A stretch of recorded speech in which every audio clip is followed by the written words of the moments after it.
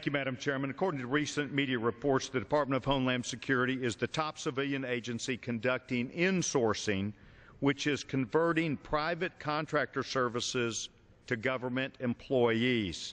My amendment would strike Section 514 of this legislation, which, as drafted, would prevent any funds in this bill from being used to conduct public-private competitions or to direct A-76 conversions for any program, project, or activity within the Department of Homeland Security. The A-76 process has been in existence since 1966. The original intent was to require the government to use private sector services when obtaining goods or services and assist with services from within the government.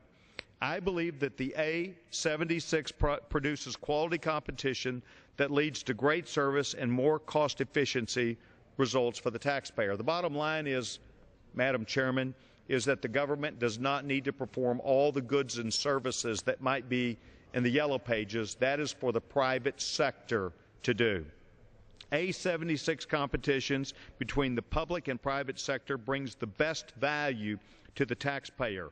According to Americans for Tax Reform, the average cost of each new federal employee for salary, benefits, and pensions totals $4.27 million.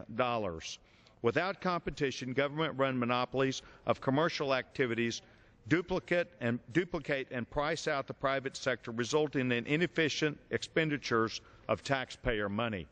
The Heritage Foundation has reported that subjecting federal employee positions, which are commercial in nature, to a public-private cost comparison generate on average a 30% cost savings regardless of which sector wins the competition.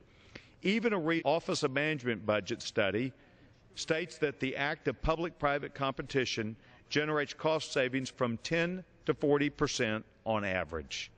During this time of stretched budgets and bloated federal spending, Congress should do all that they can do to find taxpayer savings and reduce the cost of services provided by the federal government. I urge all of my colleagues to support this common-sense taxpayer First Amendment and to ensure cost-saving competition is available through the Department of Homeland Security. I reserve the balance of my time.